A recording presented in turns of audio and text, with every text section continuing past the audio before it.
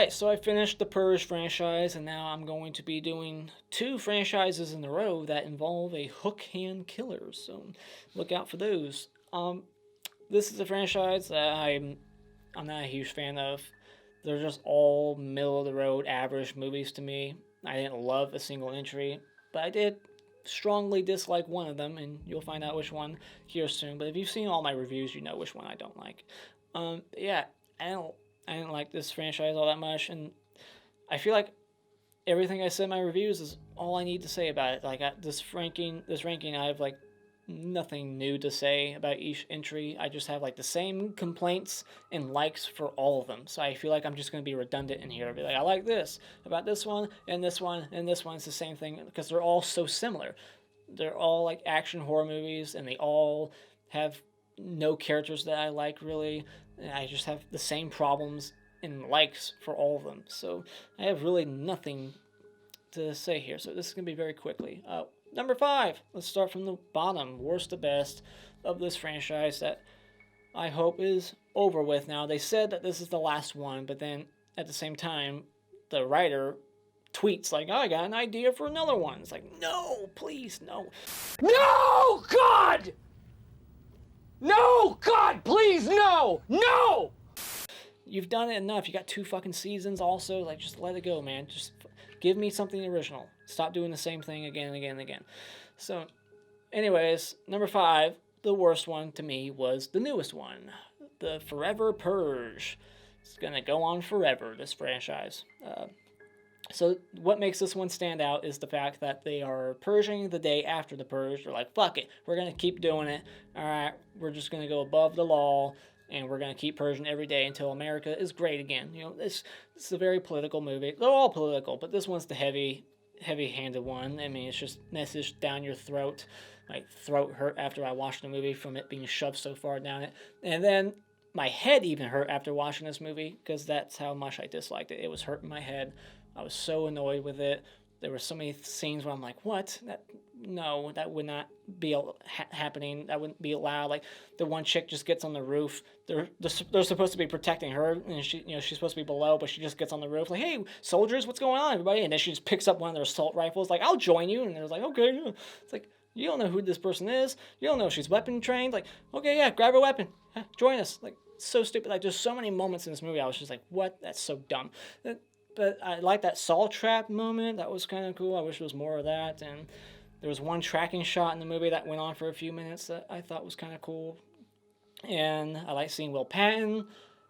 He didn't last too long, unfortunately. But yeah, this one was just more the same. It's just mediocre action movie, really. It's not even horror. The only one in this franchise that's a horror movie to me is the first one. And then the rest are action with a horror concept. The whole idea of purging is actually horrific and far-fetched because I don't think this would ever happen. I hope not. But yeah, number 5, the Forever Purge. Didn't like it. Just more of the same. And speaking of more of the same, number 4, the First Purge. Not the first one, as in the original, but the first one, prequel, that doesn't really explain shit. Why do we need a prequel? What are we gonna go back and like explain and show the origins of? Like what makes this necessary, this movie? Like, we know where it's going to lead. Like, no, we're going to test it in Staten Island, and then by the end of the movie, we know it's going to go nationwide, so it's like, there's no surprises, you know where it's heading, and you're supposed to be, like, rooting for some drug dealer the whole time who's pumping drugs into the community and fucking people's lives up, and I'm supposed to like this guy? No, thank you. And so, yeah, it's just... And more action, just similar action pieces that we've seen in the other movies. Lots of gunfire, but nothing all that impressive. It's not like John Wick or the Raid movies. Like, those are great action movies. This is just basic action shit, and I can get it in much better movies.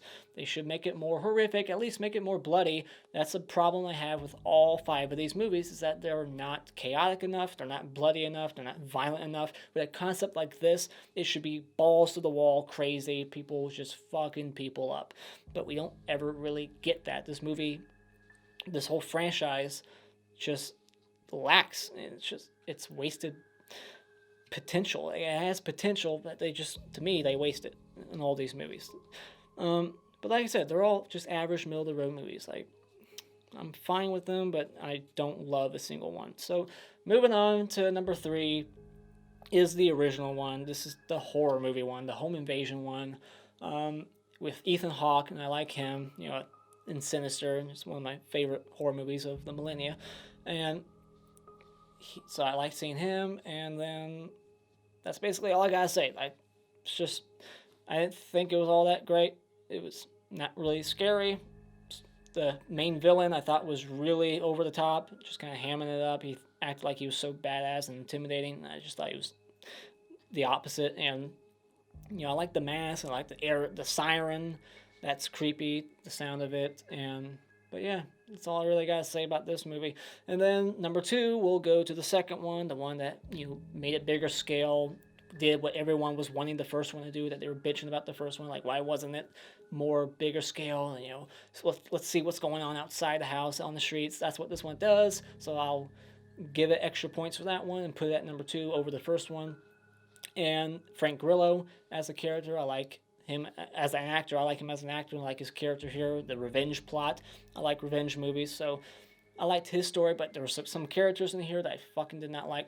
The girl in this movie just constantly nagging Frank Grillo the whole time. The CGI blood was horrendous in this movie.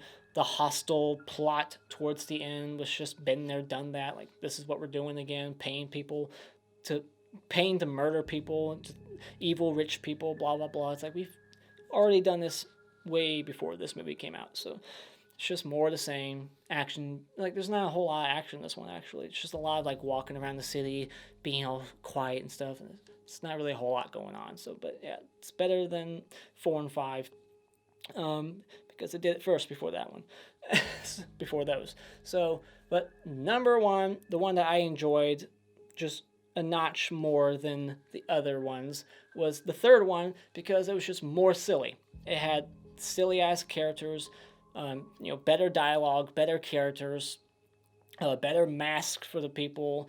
You know, everyone hates the candy bar girl, but she stood out as the candy bar girl, and it was just very silly. I like that stuff. And, you know, they're playing Miley Cyrus and shit, and this one's actually a little bit more violent. Like, you got the guillotine in the alleyway, chopping people's heads off. This one's actually a little bit more bloody.